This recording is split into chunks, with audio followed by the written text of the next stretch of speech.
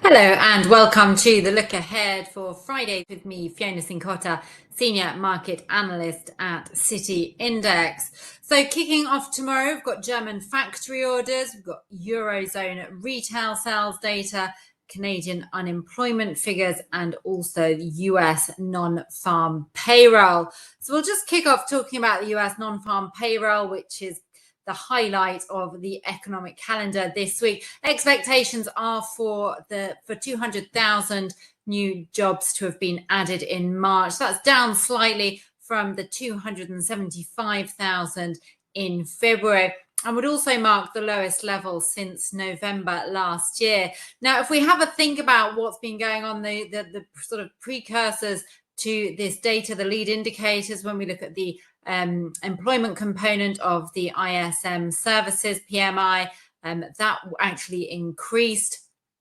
as did the employment component of the ISM manufacturing PMI, that also increased. ADP payrolls were also up and stronger than expected.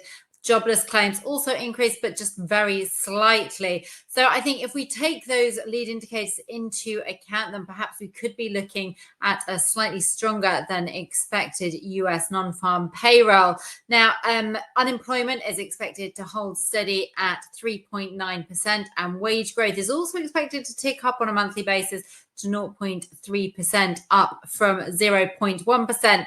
Now, a stronger US non-farm payroll could unnerve investors a little bit, just as far as the Fed's ability to be able to cut interest rates 3 times this year. If we're still seeing that strength in the US jobs market, that does also mean that perhaps the US economy is going to hold on to its resilience, and inflation may prove to be stickier than expected. So just having a look here, this is the gold chart. Gold, obviously non-yielding, tends to perform better in environments of lower interest rates, and it's been rising firmly, hitting a fresh all-time high today after Federal Reserve Jerome Powell's comments yesterday, which the market interpreted as being dovish and supportive of the idea that the Federal Reserve will cut interest rates this year and potentially cut 3 times.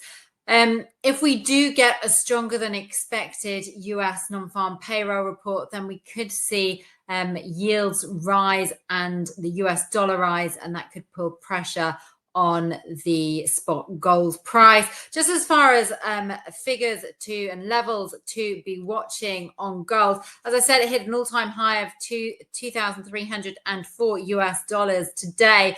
I mean, it's extremely overbought, as we can see. It's been trending quite sharply higher. Now, as far as support levels are concerned, there doesn't really seem to be much in the way of support until the 2,222 level. And even then, that's probably a minor support, with the first major support in at 2,195. Still, with those extremely overbought conditions, we could expect to see at least some consolidation at this level. Buyers are going to look to want to take out the 2,304 level and push on towards 2,400. So just having another look at what we're expecting tomorrow, we've also got German factory orders. Now, German factory orders are expected to rise 0.8% after falling 11.3% month on month in January. So in February, we're looking for a very slight improvement. But I mean, we know from the manufacturing PMI data that we had earlier this week that the manufacturing sector in Germany is weak. It's in contraction. It's in deep contraction. So I'm not really expecting data to show anything else as far as the German manufacturing sector is concerned. Interestingly, we are seeing that the German DAX has eased off all-time highs. Now, this has had a tremendous rally over the first quarter of this year and last quarter of last year on expectations that the ECB is going to cut interest rates, the Federal Reserve is going to cut interest rates, and that's supportive of further growth.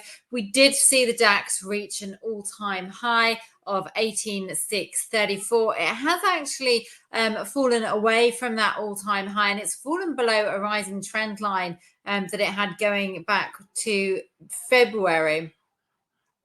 It's just trying to get back over that rising trend line as we speak from the gains today. But as far as levels to watch here, then on the downside, sellers are going to be looking to take out the level of 18,240. That is the weekly low.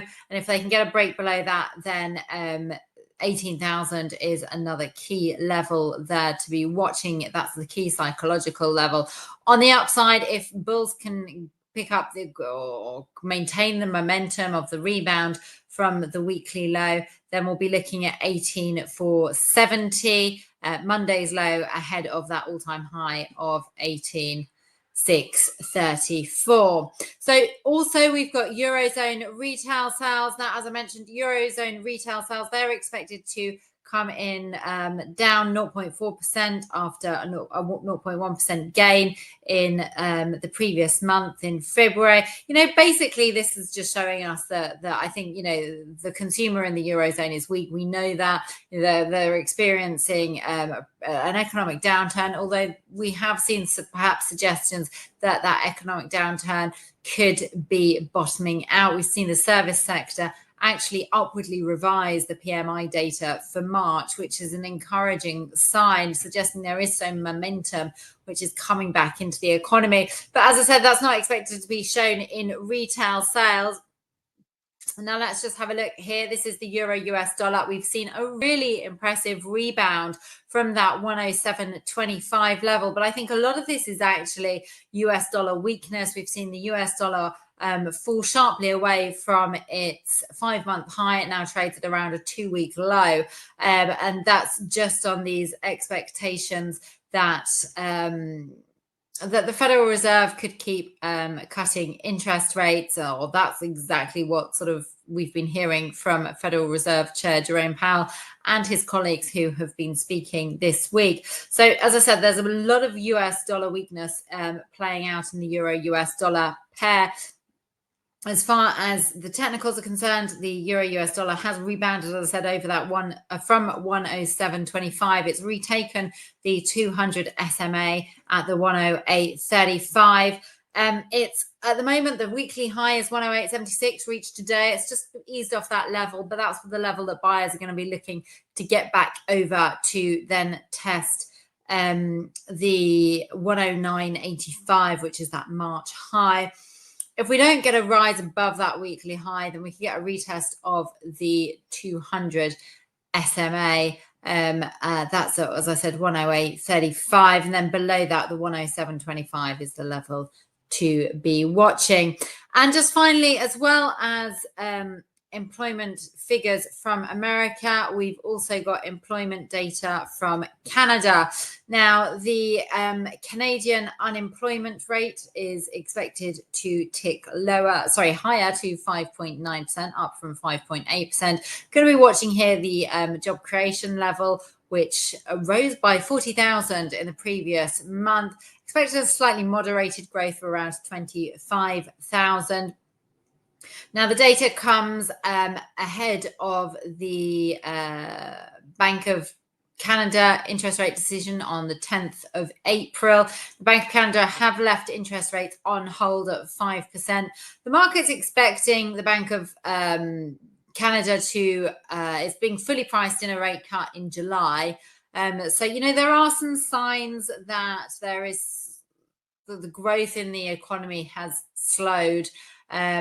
It has seen growth in the final quarter of last year, but as I said, there are signs that growth is starting to slow. And I think if we do see slightly weaker employment data from Canada, and we see strength in the US one, then we could find that US dollar, Canadian dollar actually does rebound higher. Up to now, we found that the USD CAD has fallen down to a multi-week low, and that's basically on the weakness of the US dollar, as we've talked about, but also the strength in oil prices. Oil has risen to a 5 month high, and that's supporting the loonie.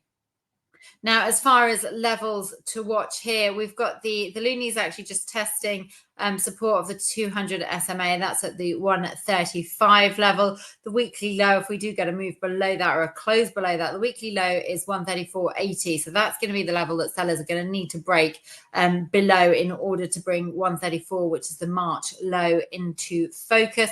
If that 200 SMA does actually hold and buyers manage to defend that level, then on the upside, we're going to be looking for a move above the 135.70, which is that rising trend line that you can see there that dates back to the start of the year. We're going to move above that, then we'll be looking at 135.85, which is the weekly high, ahead of 136.15, which is the 2024 high, which was achieved in March.